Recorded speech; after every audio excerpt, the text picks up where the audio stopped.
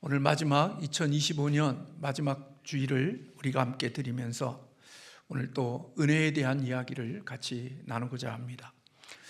은혜는 헬라어로 카리스라는 단어를 사용하고 있는데 공로 없이 얻는 은총을 가리켜서 은혜라 그렇게 이야기합니다. 사실 우리 예수를 믿는 그리스도인들이 가장 많이 사용할 수 있는 그런 단어 중에 하나가 은혜라고 생각이 됩니다. 은혜는 우리가 무엇을 하였는가에 근거를 두지 않고 하나님이 하신 일에 기초를 두고 있는 게 은혜입니다. 만약에 내가 한 일에 어떤 기초를 두고 있다면 그것은 은혜가 아니고 행한 모든 것들의 기초가 하나님께 하신 일에 기초를 두고 있는 것이라고 볼 수 있죠. 바울은 고린도전서 15장 9절과 10절에서 그렇게 이야기했습니다. 나는 사도 중에 가장 작은 자라. 나는 하나님의 교회를 박해하였으므로 사도라 칭함받기를 감당하지 못할 자니라. 그러나 내가 나된 것은 하나님의 은혜로 된 것이니 내게 주신 그 은혜가 헛되지 아니하여 내가 모든 사도보다 더 많이 수고하였으나 내가 한 것이 아니요 오직 나와 함께 하신 하나님의 은혜로다. 그렇게 고백을 했습니다. 바울은 예수님을 만나기 전에 믿는 사람들을 핍박했고 또 믿음을 가진 사람들을 해치는 일에 앞장섰던 사람입니다. 그런 사람이 다메섹 도상에서 예수 그리스도를 만나게 되어졌고 그 만남 속에서 자신이 지은 죄와 그리고 영원한 사망의 문제가 예수 그리스도 안에서 해결이 되어졌습니다.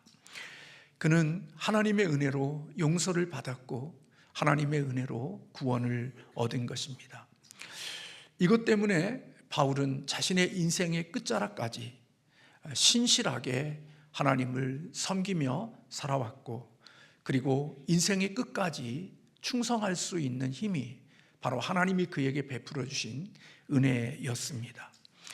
그리고 그 자신의 인생을 다 달려온 다음에 바울은 자신의 인생의 끝자락에서 내가 이렇게 달려올 수 있고 내가 하나님을 위하여 충성하고 주님을 위하여 신실하게 살아올 수 있었던 그 모든 것들이 하나님의 은혜였다. 그래서 나의 나됨은 하나님의 은혜라 그렇게 고백을 했습니다.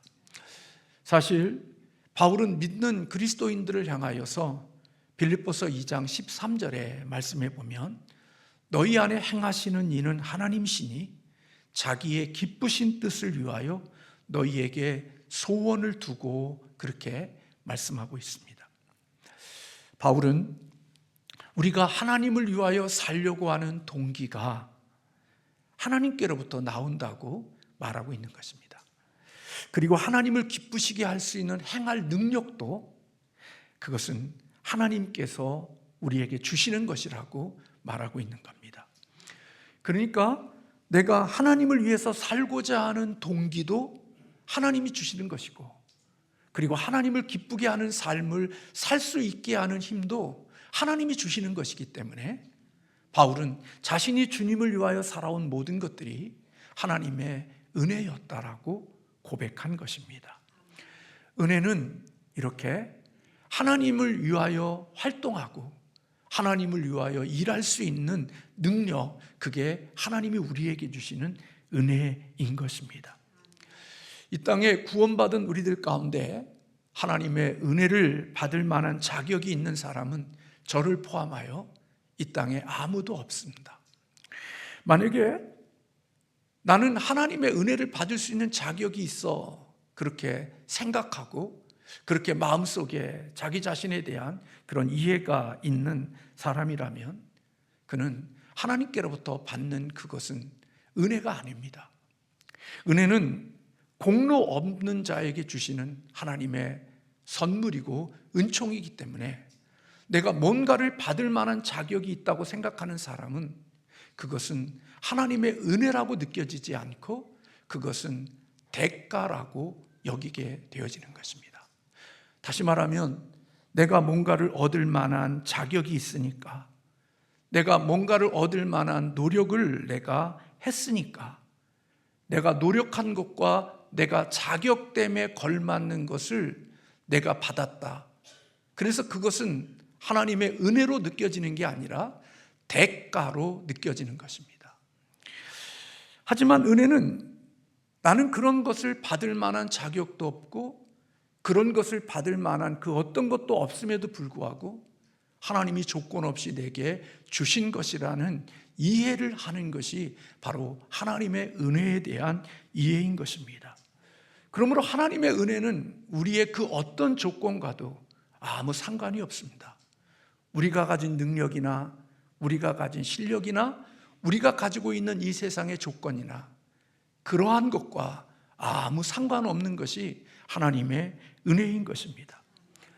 그러므로 하나님의 은혜를 생각하고 사는 사람들 중에 나 자신에 대한 그런 은혜를 받을 만한 자격이 없는 자라는 이해가 되지 않고 내가 뭔가 하나님 앞에 받을 만한 뭔가 자격이 있다고 생각하는 사람들은 실제로는 하나님의 은혜로 경험하고 살지 못하는 자일 수 있는 것입니다. 오늘 본문에 보면 하나님의 은혜가 어떠한 것인지를 우리에게 가르쳐 주지요. 오늘 하나님의 은혜를 입은 사람이 나오는데 그 사람의 이름은 마태입니다. 그는 유대인이었고 그의 직업은 세리였습니다. 세리는 당시 힘이 부패한 로마 제국의 사람들에게 연결되어져서 세금을 거두는 그러한 일들을 행했기에 사실은 로마인으로부터나 또 유대인들로부터 대단히 미움을 받았던 직업이 바로 세리였습니다. 당시 세리가 되려고 하면 관리로부터 그 관직을 사야 했다고 그래요. 그런데 그 비용이 작지 않았다고 그래요. 그래서 때로는 자기의 전답을 팔거나 또 이러한 자기 것들의 재산을 정리해서 그 직업을 가질 수 있었는데 그 직업을 갖기 위하여 전답을 파는 것은 사실은 유대인들에게는 하나님의 언약을 포기하는, 다시 말하면 하나님이 유산으로 주신 그 집은 사고 팔게 되지 않기 때문에 그것을 팔았다는 것은 하나님의 언약을 포기하는 것과 같은 것으로 이해되어졌기 때문에 유대인들에게 세리들은 동족과 유산과 하나님을 배신한 자들로 여겨졌고, 그래서 유대인들은 세리를 벌레처럼 여겼고 그들은 지옥의 땔감 정도로 여기는 그런 모습들이 있었다고 그래요. 그러니까 세리의 직을 갖고 사는 것이 얼마나 유대인 동족들로부터 미움을 넘어 증오와 멸시의 대상이 되어졌던 사람이 바로 세리의 직을 가지고 있었던 사람들인 것입니다. 마치 창기들이 자기의 몸을 파는 것처럼 자기의 영혼을 로마의 돈에 팔아버린 사람들, 그들이 바로 세리의 직업을 가지고 있는 사람들로 여겼고, 그래서 유대인들은 세리를 죄인으로 경멸의 대상으로 여겼던 것입니다. 이 세리인 마태가 예수님을 처음 만난 것은 예수님의 가버나움을 방문하신 날이었습니다. 가버나움은 종교적인 삶의 중심지가 가버나움이었는데 예수님께서 그곳에서 중풍병자를 고쳐주신 이후에 그곳을 떠나 지나가시다가 마태가 앉아있는 세관에서 마태를 우리 주님께서 보셨습니다. 예수님은 마태가 세관에 앉아있는 것을 보시고 나를 따르라 그렇게 말씀하셨습니다. 그때 마태가 예수님의 부르심 앞에 자기의 세관에 앉아있는 곳을 떠나 예수님을 따랐다 그렇게 성경은 기록하고 있죠. 여러분, 이렇게 예수님을 따라가는 게 우리는 쉬운 것처럼 보이지만 예수님의 말씀을 따르는 그것이 하나님의 은혜가 없이는 그렇게 따라가질 수 있는 게 아닙니다. 그것을 얻기 위하여서 얼마나 많은 수고와 애씀이 있었고 그것을 위한 수고와 헌신이 있었는데 주님의 말씀 한마디에 그것을 버리고 예수님을 따라간다는 것이 그것은 쉬운 일이 아니고 하나님의 은혜가 임하진, 하나님의 은혜를 입은 사람들에게 주시는 하나님의 선물일 수 있다는 것을 잊지 않아야 하는 것입니다. 이유 없는 순종, 계산하지 않는 순종, 그것은 하나님의 은혜가 아니면 설명할 수가 없는 것입니다. 마태복음 8장에 보면 한 서기관이 예수님을 찾아와서 그런 이야기를 합니다. 예수님이 어디로 가시든지 내가 주님을 따르겠습니다 하고 한 서기관이 예수님 앞에 찾아와서 주님에게 그렇게 말씀을 드리죠. 주님이 어디를 가든지 나 주님을 따르는 자가 되겠습니다. 제가 새벽 기도에도 그런 말씀을 드렸습니다마는 하나님 나라는 지원병을 받지 않는다 하는 말씀을 드렸습니다. 오늘 이 서기관이, 하나님의 말씀을 연구하는 이 서기관이 예수님이 어디를 가든지 나 예수님 따르겠습니다 지원한 겁니다. 그때 예수님께서 그 지원병을 받아주신 게 아니라 그 사람에게 그런 말씀을 하십니다. 여우도 굴이 있고 공중에 새도 집이 있다. 그러나 인자는 머리둘 곳이 없다고 예수님께서 서기관에게 그렇게 말씀을 해주십니다. 서기관이 생각했던 주님을 따르는 끝이 어디가 주님을 따르는 끝인지를 예수님께서 말씀해 주고 계시는 거예요. 여러분들, 예수님을 따르는 제자의 끝이 어디일 것 같아요? 여러분은 여러분의 끝이 어디에, 종착지에 여러분들이 도착할 거라고 생각하고 예수님을 지금 따라가고 계시나요? 지금 주님을 따라가는 길들 속에 마지막 종착지가, 주님을 따름의 결과가 어디일 거라고 생각하고 여러분들은 지금 주님을 따라가고 있나요?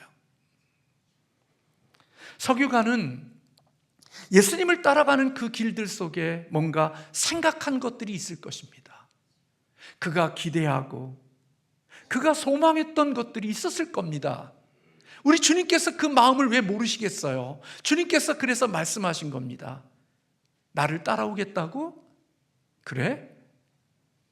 공중에 나는 새도 집이 있고 미비한 여우도 굴이 있지만 인자는, 사람의 아들인 나는 머리둘 곳이 없다고 예수님께서 말씀해 주심으로 예수님을 따르는 자들의 마지막 종착지가 무엇인지를 그 서기관에게 이야기해 준 거예요. 여러분, 그리스도를 따르는 그 마지막 끝자락이 어디인 줄을 능히 알면서도 그럼에도 불구하고 예수님을 따라갈 수 있는 것, 그게 하나님이 주시는 은혜인 것입니다.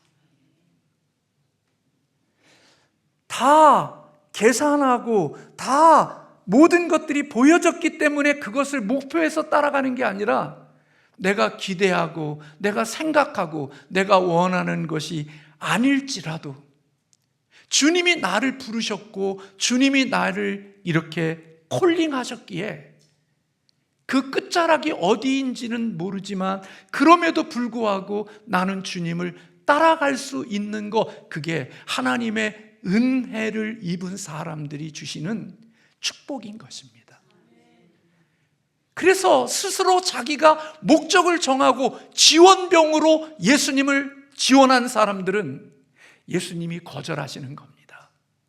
왜요? 주님을 따라가는 것은 스스로 지원해서 들어가는 게 아니라 주님의 부르신 자들, 하나님의 부르심이 있는, 콜링이 있는 자들, 하나님의 은혜를 입은 자들이 갈 수 있는 길이 주님의 길이기 때문에 주님은 하나님의 길을 걷는 자들을 하나님이 콜링하시는 겁니다.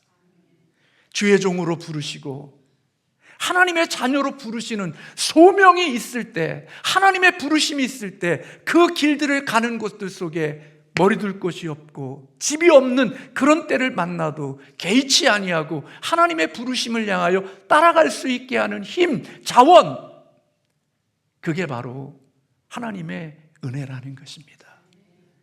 그 은혜가 없으면 자기 계산에 맞지 않고 자기 그림에 어울리지 않고 자기가 기대하는 것이 이루어지지 않으면 그는, 하나님의 은혜가 없는 사람은 자기가 원하고 바라는 그 꿈을 이루기 위하여 언제든지 주의 뜻과 관계없이 살아갈 수 있는 사람들이 바로 스스로 자원해서 예수님을 따라가는 무리들인 것이죠. 마태가 예수님이 나를 따르라고 하는 그 말씀 한마디에 그 모든 것을 버려두고 예수님을 따를 수 있는 것은 하나님의 은혜가 그에게 부어진 증거인 것입니다. 여러분들도 주님을 따라가는 가운데 속에 그런 많은 일들, 이해되지 못하고 내가 생각하지 못한 것들이 있음에도 불구하고, 그럼에도 불구하고 주님을 끝까지 따라갈 수 있는 것은 여러분의 힘이나 여러분의 잘남이 아니라 내 안에 계시는 하나님이 그런 은혜를 주시기에 그 길을 걸을 수 있는 자가 되는 것입니다.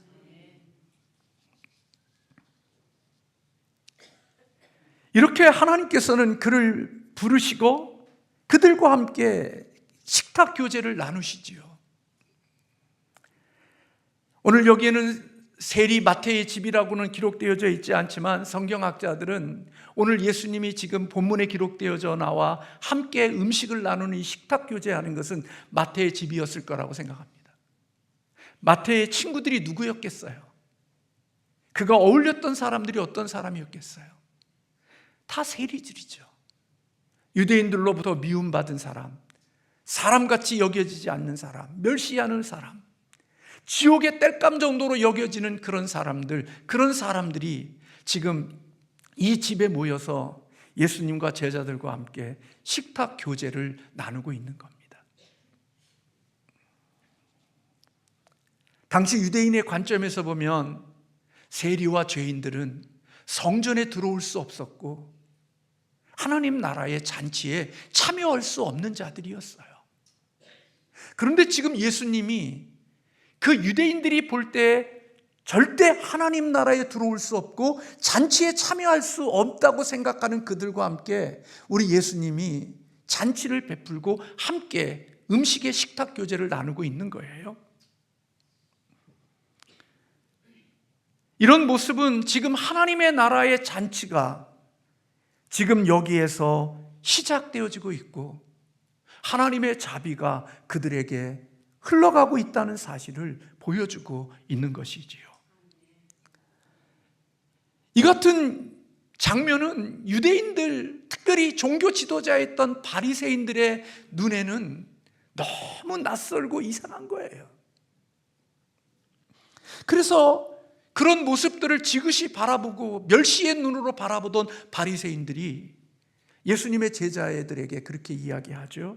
오늘 11절에 어찌하여 너희 선생은 세리와 죄인들과 함께 잡수시느냐고 비난했습니다.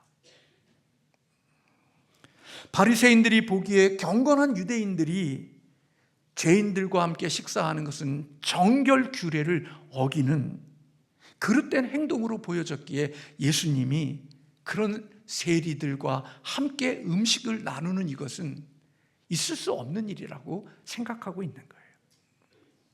그때 예수님께서 이런 불평하는 바리새인들의 소리를 들으시고 예수님께서 그런 여러분들이 잘 아는데 그 말씀합니다.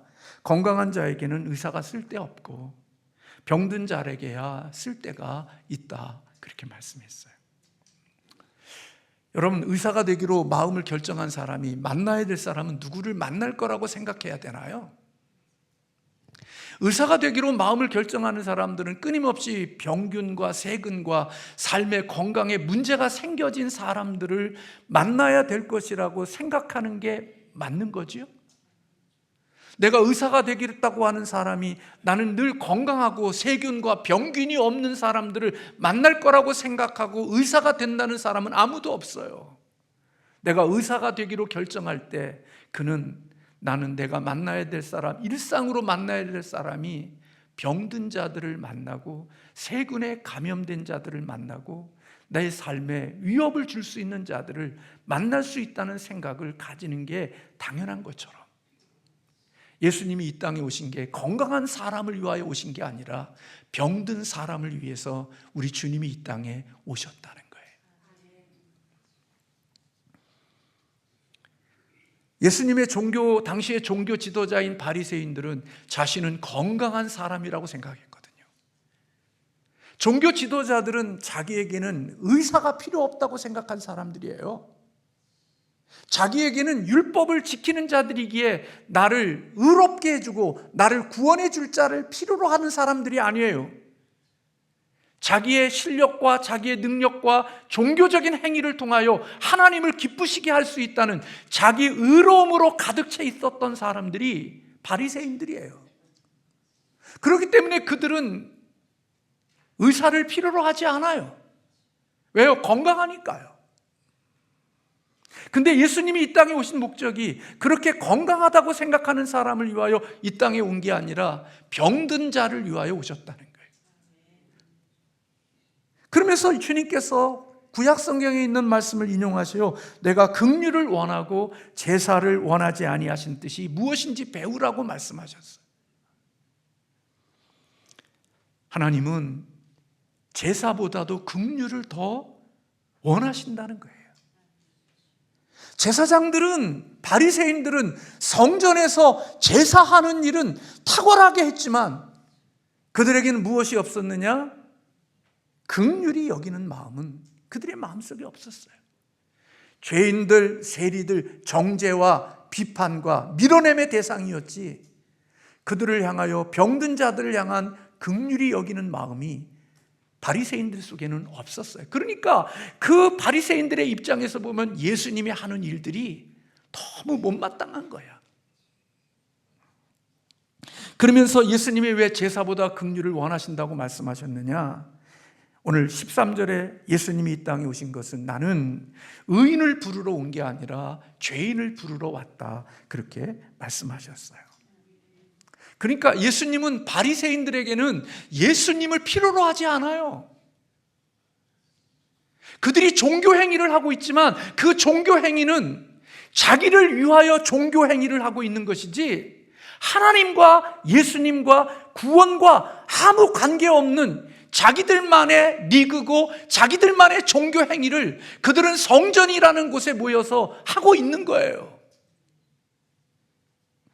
근데 예수님은 그렇게 잘나고 그렇게 의롭다고 생각하는 종교 행위를 하고 있는 그들을 부르러 온 게 아니라 나는 죄인이고 나는 소망이 없고 나는 이 땅의 절망 속에 있고 그래서 나는 병들었고 나는 죄인이라는 생각을 가지고 고개를 들지 못하고 인생의 멸시와 천대를 받고 있는 그런 병든 자들, 의인이 아닌 죄인들을 우리 주님께서 이 땅에 구원해 내기 위하여 주님이 이 땅에 오셨다는 거예요.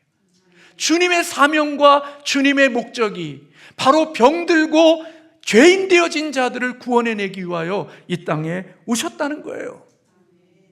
그러므로 교회 안에서 나는 스스로 의인이라고 생각하고 종교 행위를 하고 살아가는 사람들은 끊임없이 자기가 하나님의 율법을 지키고 하나님 앞에 종교 행위를 하고 있기 때문에 자기는 건강한 사람이고 나는 누군가의 구원자를 필요로 하지 않는다는 자기 의로움으로 종교 행위를 하고 있기 때문에 예배당에 들어오거나 이 땅에 살아가는 삶 가운데 허잡하고 죄짓고 부족하고 모자람 속에 살아가는 사람들을 보면 그들을 긍휼히 여기는 마음이 아니라 멸시하고 천대하고 비웃고 비아냥거리고 밀어내는 일을 예배당 안에서 끊임없이 그 일을 해내고 있는 거예요. 저런 사람이 어떻게 교회에 와 있지? 저런 사람이 어떻게 우리와 같이 있지? 내가 어떻게 저런 사람들과 어울릴 수 있어? 나와 저는 다른데 어떻게 저런 사람들과 내가 어울릴 수 있어? 그것은 뭐냐면 나는 바리새인이라는 생각이 마음속에 꽉 차 있기 때문에 그 사람은 자기는 의로운 자이기 때문에 죄인들과는 함께 할 수가 없는 거예요. 그래서 그런 사람들은 밀어내고 멸시하고 천대하고 지옥의 땔감으로나 쓴다는 말을 함부로 해다면서 자기 자신의 의로움을 이야기하는 이유는 자기 자신은 하나님의 은혜가 필요로 하는 사람이라고 생각하지 않는 거예요. 그런 죄인들의 세리들의 생명과 내 생명은 같은 생명이라고 생각하지 않는 거예요. 그래서 그들은 하나님 앞에 밀어내야 될 세상이지 하나님 앞에 와서는 안 된다는 생각을 하는 거예요. 그래서 자기의 마음에 맞는, 자기 수준에 맞는 사람들과만 어울려 다니면서 그들이 하나님의 종교 행위를 하면서 그게 하나님이 원하시는 일을 한다고 생각하지만 그것은 제사는 드릴 수 있을런지 모르지만 진정으로 하나님이 원하시는 긍휼은 그에게 없는 거지요.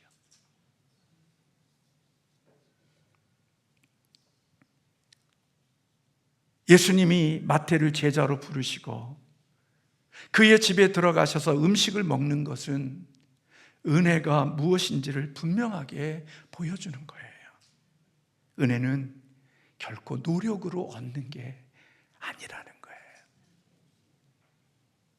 은혜는요, 그냥 받는 거예요.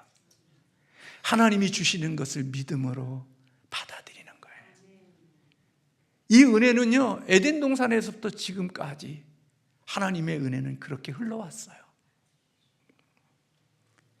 죄인이 의롭게 되어지는 것, 그건 은혜로만 가능한 거예요. 스스로의 노력으로는 불가능해요. 예수님은 마태를 부르시어 그 죄인이었던 그를 제자로 삼아주신 거죠. 이 은혜가 있을 때 하나님이 나 같은 자를 불러주시고 하나님이 나를 그렇게 생명을 주셨다는 은혜가 있을 때 그때서야 진정으로 예수 그리스도가 나의 구원자라는 사실, 그리고 내가 이렇게 주님을 위하여 살아갈 수 있는 자가 되어졌다는 이 사실이 내 안에서 동의되어지고 확신되어졌을 때, 그때 바울이 다메섹 도상에서 예수님을 만난 다음부터 죽도록 주님을 위하여 충성하며 그 길을 걸어갈 수 있었던 신실함은 하나님이 그에게 주신 은혜가 그를 그렇게 할 수 있는 힘을 주었다고 바울은 본 거예요. 그래서 내가 그렇게 할 수 있는 것은 내가 자원병으로 한 게 아니라 나 같은 자를 불러서 하나님이 은혜를 주셨기에 그 은혜의 힘이 나를 주님의 말씀으로 순종할 수 있도록 계속해서 은혜를 부어주셔서 내가 그렇게 하나님의 기뻐하시는 길을 걸어갈 수 있었다, 그렇게 고백하고 있는 거죠. 그러니까 주님을 따라가는 그 길이 감사한 거지요. 기쁜 거지요. 나를 구원해 주시는 주님을 위하여 충성하는 그것이 너무 고맙고 너무 감사하고 너무 기쁜 거지요. 그곳에 내 공로나 내 업적이나 내 자랑이 감히 명함을 내몰 것이 없는 거예요. 나를 구원해 주신 그 생명이 나로 하여금 하나님을 사랑할 수 있게 하고 하나님의 말씀을 지켜갈 수 있도록 하나님이 계속해서 힘을 공급해 주시기 때문에 내가 주님이 원하시는 그 길을 걸어가고 있다는 사실을 알게 되어졌을 때 그는 모든 게 하나님의 은혜입니다 라고 하나님께만 영광을 돌릴 수 있는 자가 된 거예요. 근데 이런 원리가 작동되지 않으면 주님을 위하여 일하는 사람들은 일하는 것만큼, 하나님의 은혜가 없이 일하면 그 마음속에 주님을 위하여 일한 것만큼 저나 여러분이나 자기 공적이 자꾸 쌓여지는 거예요. 자기 업적이 쌓여지고 자기의 그 모든 것들이 쌓여져서 그게 자의 공로가 되어지는 거죠. 근데 이 땅에 살면서 여러분이 아시겠지만 내가 수고하고 헌신한 것만큼 내가 받는다 생각하는 마음이 있어요? 없어요. 이 땅에 살면서 제가 보니까요, 내가 수고한 것만큼 돌려받는 법은 없어요. 죄인 되어진 우리들은요, 내가 수고한 것만큼 항상 모자라요. 내가 애쓴 것만큼 돌아오는 몫은 항상 부족해요. 물을 여기 따르고 여기 따르고 몇 번 따르다 보면 물이 나도 모르는 사이에 줄어드는 것처럼 하나님의 은혜 없이 주의 일하다가 보면 하나님의 은혜는 쫙 빠지고 거기에 남는 건 뭐냐? 내가 이제까지 주님을 위해 섬겨왔던 일들과 주님을 위하여 일했던 그 일들이 나의 공적으로 쌓여져 있는 거예요. 근데 그 공적만 있지 하나님의 은혜가 없으니까 내가 일한 거에 대한 하나님의 보상이나 그런 것들이 항상 부족한 거예요. 그래서 억지로 일하지만 억지로 일하고 난 다음에 항상 그 입에서 터져나오는 것이 불평이고 불만이고 짜증이지만, 하나님의 은혜로 내가 살아오고 있고 하나님의 은혜로 내가 이 모든 일들을 감당할 수 있다고 하나님의 은혜가 그에게 흐르고 있는 것은 그 일을 하면서도 감사와 기쁨으로 그 길을 걸어갈 수 있는 자가 되게 하시는 거란 말이에요. 마태복음을 기록한 사람이 오늘 주님의 부르심을 받은 마태거든요. 근데 마태가 예수님의 족보를 기록하면서 예수님의 족보 속에 라합이라는 여인이 기록되어져 있어요. 라합은 어떤 여자죠? 여리고성의 기생이었어요. 그런데 예수님의 족보에 그 기생 이름이 거기에 들어가 있어요. 이방 여인이었던 룻이라는 여인의 이름이 거기에 들어가 있어요. 마태복음 1장 6절에 보면 다윗은 우리아의 아내에게서 솔로몬을 낳았다, 그렇게 이야기하고 있어요. 우리아의 아내가 누구예요? 밧세바예요. 밧세바는요, 다윗만 부정하다고 생각할지 모르지만 어떤 의미에서 보면 다윗이 보는 앞에서 했을런지도 몰라요.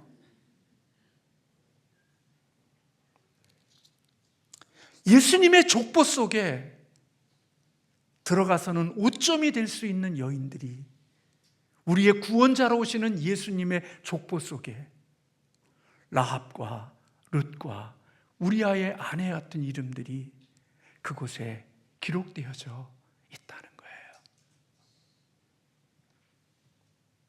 근데 거기에 창기와 우상 숭배자들과 그런 자들만이 있는 게 아니라 그런 창기 같고 그렇게 이방의 구원이 필요로 하지 않는 그런 더러운 이방의 여인과 같은 그런 모습 속에 누구도 있다고 하는 이해를 하고 있는 거냐? 마태도 나도 그런 부류의 사람입니다라는 고백이 그에게 있었던 거예요. 그래서 주님을 따라가는 게 기쁜 거예요. 나 같은 자를 불러주셔서 이 땅에서 죄와 사망으로 영원한 형벌 가운데 있어야 될 나를 구원해 주시는 하나님의 축복을 생각해 보면 그 주님의 은혜로 주님을 따라가는 삶을 살게 해주시는 게 너무 감사하고 기쁜 거예요. 예수 그리스도를 믿는 사람들이, 제가 설교하면서도 말씀드렸지만, 예수 그리스도를 믿는 사람들의 진정한 복은 사업이 잘 되고 이 땅에 자신이 원하는 것을 다 얻을 때, 그때 진짜 하나님을 믿는 복이라고 생각할 수 있지만, 제가 생각할 때 그리스도인의 진정한 복은 죽음 앞에 섰을 때 그 죽음이 두렵지 않는 복이 저는 예수 믿는 자들에게 주시는 최고의 복이라고 여겨지는 거예요. 이 땅에 있는 거 아무리 대단한 삶을 살아도 죽음 이후에 자신의 삶에 확신이 없는 사람, 죽음 앞에 벌벌 떠는 사람, 그들은 예수 그리스도의 생명의 능력이 무엇인지를 모르고 살아온 사람이지만 죽음 앞에 섰을 때도 그 죽음이 나의 삶의 멸망이 아니라 죽음이 새로운 시작으로 들어가는 하나님의 나라의 문이 열리게 되어지는 놀라운 축복의 시작이라는 사실을 믿고 그 믿음 가지고 살아가는 사람, 죄와 사망에서 나를 구원해 주신 주님의 은혜를 믿고 살아가는 사람, 그들이 진짜 누리는 복은 죽음 앞에 섰을 때 그가 누리는 평안함이 하나님이 우리에게 주시는 진정한 복인 거지요. 이 땅에 대단한 삶을 살아도 그 앞에 무서워 벌벌 떨고 마귀가 나를 잡아가는 것 같아, 내가 마치 지옥에 끌려가는 것 같아 무서움에 벌벌 떠는 게 아니라 내가 예수 그리스도의 생명 안에 있고 주님의 영원한 생명이 내가 있기에 이 죽음이 끝이 아니라 이 죽음을 통하여 예수님과 함께했던 이 삶이 진정한 예수님과 만남의 시작이 되어지는 축복이 내 마음속에 확신되어져서 그 죽음 앞에 담대할 수 있는, 죽음을 이긴 자로 살아갈 수 있는 것, 그게 주님의 은혜를 입은 자가 누리는 참된 복인 거예요. 그렇다고 죽음에 대해서 무시한다, 터부시한다 아니에요. 그럼에도 불구하고 주름이 두렵고 죽음이 우리에게 주는 그런 것들이 있지만, 그럼에도 불구하고 하나님의 은혜는 내 힘으로 갈 수 없는 그것을 가게 할 수 있는 힘이 우리에게 주어진단 말이에요. 은혜를 모르는 사람은 그걸 몰라요. 자기 힘으로 살아온 사람들은 언제나 자기 힘과 능력과 실력과 자기 방법으로 인생을 헤치고 살아온 사람들은 내 힘으로 해결할 수 없는 그 일을 해결하게 하시는 하나님의 은혜를 몰라요. 그래서 매 순간순간마다 눈에 보이는 것을 따라 결정하고 살지 믿음을 따라서 결정하고 살아온 적이 없기 때문에 인생을 만날 때마다 늘 사람의 눈에 보이는 것을 따라 결정하지만, 믿음을 주시고 하나님의 은혜를 주신 사람들은 보이지 않지만, 그것이 두려운 일이지만 하나님을 믿는 그 은혜의 힘이 보이지 않는 그 길을 걸어갈 수 있게 하시고 지나가게 하시는 은혜의 축복을 허락해 주시는 거예요. 그래서 여러분, 그리스도인의 신앙의 마지막은 부활 신앙이에요. 예수 믿는 사람들은 이 땅에 복받는 물질과 명예와 성공의 복이 아니라, 그리스도가 우리에게 주시는 진정한 복은 죽고 사는 부활의 복이 믿음을 가진 자에게 주시는 복이란 말이에요. 아브라함이 복도요, 부활의 복인 거예요. 부활의 신앙인 거예요. 이삭을 하나님 앞에 모리아의 산에 번제로 드릴 때 우리는 못 드려요. 그 죽으면 끝인데요, 무슨 민족을 이루어요? 무슨 하나님의 역사가 이루어져요? 그 생명의 씨앗이 없어지면 모든 인생은 끝나는 거예요. 그래서 우리는 하나님의 명령이 있어도 그거 없어지면 끝나는 줄로 알기 때문에 못 드려요, 저나 여러분이나. 근데 부활의 신앙, 아브라함은 이삭을 죽여도 하나님이 다시 살려서 내게 있게 하실 것이라는 죽음 이후의 부활에 대한 믿음이 아브라함에게 있었기에 이삭을 모리아산에 들어가게 한 거예요. 진정한 믿음은요, 부활을 믿는 부활 신앙이에요. 그게 죽음을 이길 수 있는 힘이 되어지는 거예요.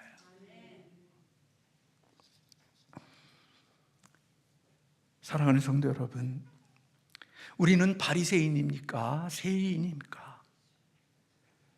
예수 안에 들어와서 예수 믿은 지가 오래되고 종교 생활한 지가 오래됐으니까 좀 병들고 연약하고 시시하고 약한 사람들 오면 멸시의 눈으로 째려보고, 너는 우리 그룹에 들어오면 안 돼. 너 같은 자가 우리 그룹에 들어오면 우리 그룹의 질이 떨어져. 그리고 자기하고 그 세상에 있는 사람들끼리 똘똘 뭉쳐서 바리새인들처럼 그런 사람들을 멸시하고 천대하는 그런 사람은 어떤 의미에서 보면 자기는 예수 그리스도의 생명에서 멀어진 사람일 수도 있는 거예요.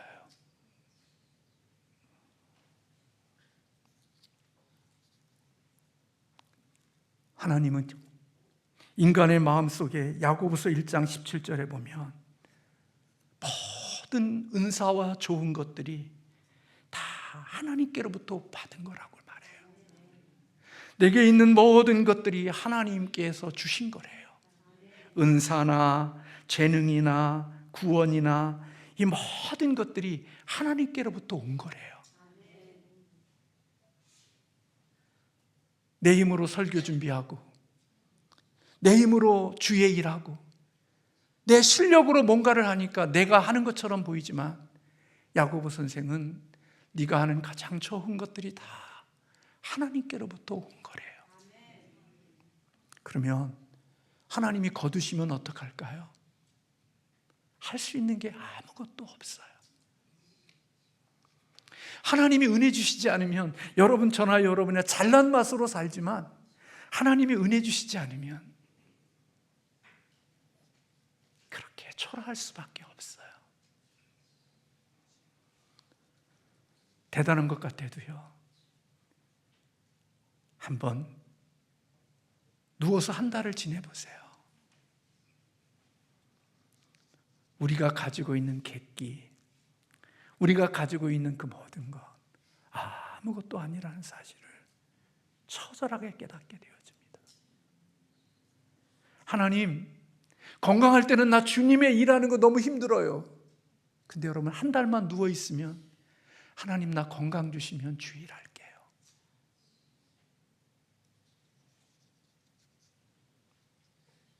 하나님의 은혜가 그렇게 우리로 하여금 내가 그 은혜에 반응하고 사니까 오늘 이렇게 살게 해주시는 하나님의 축복이 있는 거예요.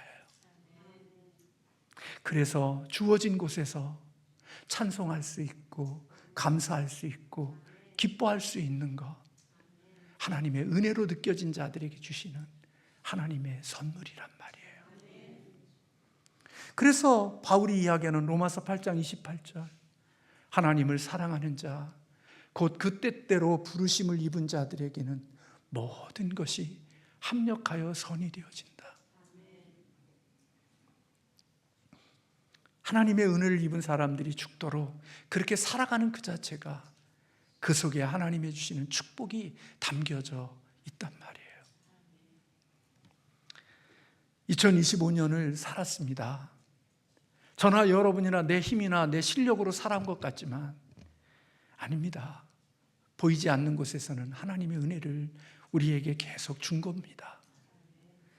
주의 일하고 싶지 않아도 하나님의 은혜를 주시고, 또 포기하고 싶어도 주님께서 은혜를 주시고, 멈추고 싶어도 하나님께서 은혜를 주셔서 주님의 주신 그 길을 포기하지 않고 갈 수 있게 하셨고, 그렇게 가다가 보니까 하나님이 담겨 놓으신 좋은 것들도 하나님이 덤으로 주시는 축복이 있는 것입니다. 주님의 은혜가 보이지 않으면, 내가 행한 것들만 보이기 시작하면 불평과 원망이 있는데, 불평과 원망이 시작되어지는 순간 하나님이 은혜로 주신 것들도 하나 둘씩 거두어지게 하시는 하나님의 아픔을 겪을 수가 있는 겁니다. 은혜에 반응하고 살았기에 하나님이 내게 주시는 그 과정에 주신 선물이 많은 것이지, 원망과 불평으로 살아가는 그곳 속에 하나님의 은혜가 거두기 시작하면, 오늘 지금 저와 여러분이 누리고 있는 이것도 지금은 별거 아닌 것처럼 느껴지지만, 하나님의 은혜가 은혜로 느껴지지 않지만 언젠가는 그것이 하나님의 은혜였고 선물이었구나, 그게 처절하게 느껴져서 그때가 고맙고 그때가 감사하고 그때가 참 행복한 시간이었다는 사실을 고백할 수 있는 자가 되어질 것입니다. 오늘 지금까지 살아오는 나의 나됨이 하나님의 은혜인 줄로 믿고 하나님께 감사와 영광을 돌리는 저와 여러분이 되시기를 주님의 이름으로 축복합니다. 여러분에게는 모르겠지만 저에게는 하나님께서 과분한 복을 주셨다고 마음으로 그렇게 믿고 살아갈 때 하나님 앞에 더 큰 충성스러움으로 쓸 수 있는 자가 되어질 줄로 믿습니다. 기도하겠습니다.